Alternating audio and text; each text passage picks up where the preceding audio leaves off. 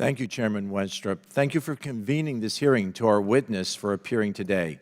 This is an opportunity to see how we can leverage the lessons that we've learned from the COVID-19 pandemic and our U.S. government response going forward.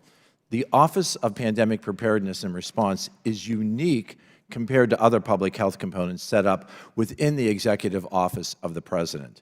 In the past, similar offices have been established as a direct response to a specific biologic threat and then subsequently disbanded when the public health threat has subsided. The OPPR is unprecedented, being a permanent office within the EOP solely focusing on public health crises. The COVID-19 pandemic revealed deficiencies in our biodefense that must be remedied. The OPPR is charged with taking steps to prepare and coordinate with relevant agencies to address the next biologic threat that we might face. While there are benefits to working proactively to ensure the federal government stands ready in the face of biological incident, it is important that we do not allow bureaucratic barriers to inhibit that much-needed response. Dr. Friedrichs, how can the OPPR balance its mission of proactively putting systems in place to respond to a biologic incident with the need for flexibility within those systems to respond to different types of future threats? Congressman, thank you from the bottom of my heart, because you've hit on some of the really fundamental commitments that our office has made from day one as we read through what Congress tasked us to do. And as you said, it's not just preparing for the next pandemic. There's a host of other public health biological incidents that cause risk to the American public, and we are better prepared for the next pandemic if we address those opportunities to enhance our preparedness, whether it's the fall-winter respiratory season or other pathogens as they occur. And that integrating and convening function that we were designed to provide is the opportunity to bring people to the table, have those proactive discussions, update plans, and be better prepared. And I will obviously bring the bias of 37 years in the military to this discussion, that the planning is often incredibly important just to talk through what might go wrong and anticipate it so that it never goes wrong.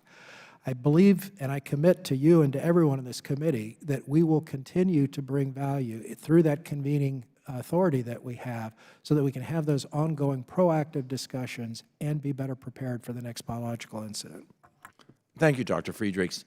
Part of being nimble, I think you've acknowledged that needs to occur to any potential biologic threat, is to have strong domestic industrial base for essential medical supplies and for countermeasures as well.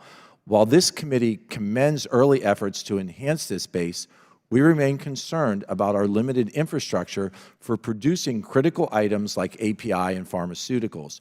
Earlier, you talked about domestic industrial base involvement.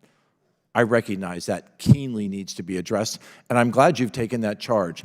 Can you please provide for us where you expect that to occur and any industrial base involvement that you've already reached out to?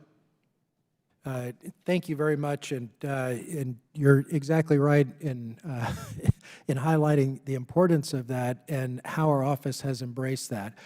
Because in any biological incident, there are multiple tools required to mitigate the risk, whether it's the diagnostics, the therapeutics, the vaccines, PPE, medical equipment, hospital beds, you name it. And what we have engaged in from day one, literally the first week that the office was created, was outreach to key industry partners here in the United States to begin to establish that ongoing dialogue with them to understand what they're working on and how we can integrate those efforts with the ones that— How has the response been?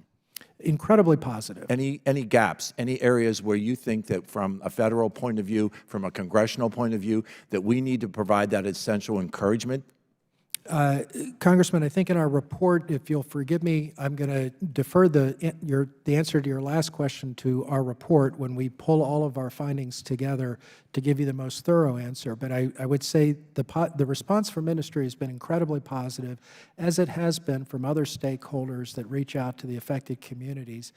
All of them have highlighted the value of the convening that we are doing and our willingness to listen to what they've been experiencing and bring that back. And as my time wanes, I'm going to ask you to reiterate when we should expect that report to occur. This year, sir. Thank you again, Mr. Chairman. My time has expired, and I yield.